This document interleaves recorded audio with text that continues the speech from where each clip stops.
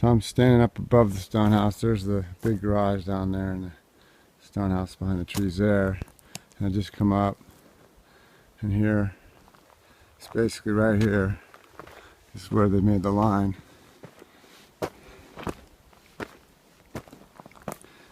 And you can see this is just where they stopped it. Or I guess, actually, according to John, what it is they started their backfire, or whatever it's called, here, and burned up towards the fire.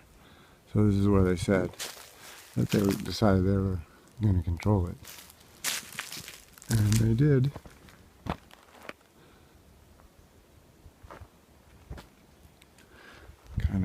Kind of fitting. They put the line right where the firewood was stacked.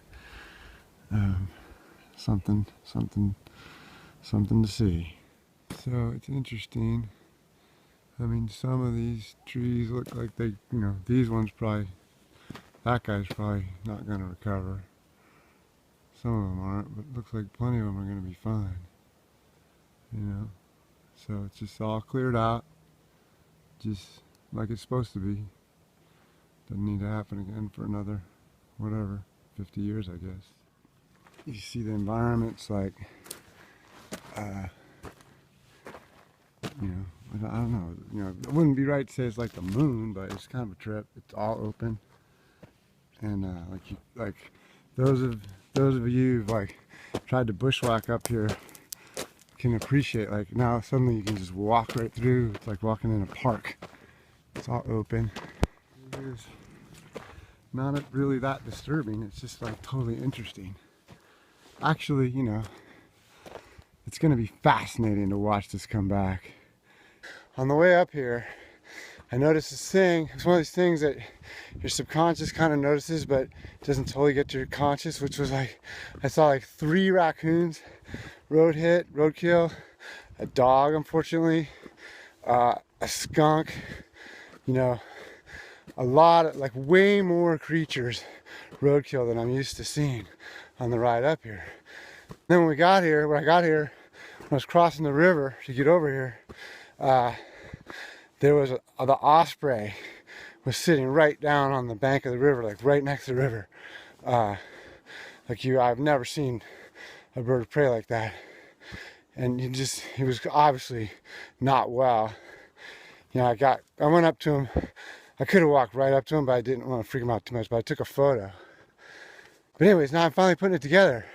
That's an impact of the fire. Like, all that roadkill must have been animals being like freaked out, trying to get away, or just freaked out. And the osprey, or whatever the cause of the problem was, that's definitely not a coincidence. I've never seen an osprey down like that. There's a successional thing that's about to happen, but the big impact right now seems like pretty devastating for wildlife. For the fauna part, the flora part, it doesn't seem quite as bad. Like, a lot of the little things are dead, but like most of the forest is going to be fine. It's going to come right back. I think another important thing to convey is that, like, the devastation is very targeted in a way. Like, here, it doesn't seem like there's a fire at all. And you're like, okay, and then you see over there, probably it might be hard with the camera light, but you're like, oh, something's going on over there. Looks like there's some ash, and then as you get over here, all of a sudden, here it is. It's coming down to the road, right? And so it turns out that it's, it's very destructive, but it's not, at least this one was not, like, I guess maybe more in the core, the center of the fire, maybe it's different, who knows? But here it feels like you're just seeing like the edges reaching out, and some places got it worse and some places didn't, and it was like a difference of a few feet. So this is interesting. This is ruins of a structure. The thing is, this structure was already ruins before the fire came. Like, it had been abandoned, I don't know, probably at least 50 years ago or something like that. No, I mean, it's still going to be here for a freaking long time, but it's definitely much closer to actually being completely gone. Because it's redwood, right? So it's not, it lasts a freaking long time before it rots. But now that it's burned, it's going to go much faster. Okay, so this is a sign, Hopper's house. That's right next to that ruin there. And so that's interesting to me because growing up, when I worked for Ed Graham, there was a guy named Hopper. That was his last name. They called him Hopper. And he was like a total wise ass. He just loved to make fun of me and like, he just, I mean, it was appropriate because he was so much older, but he just like gave me shit constantly. And there, down in the stone house, there's a picture of him.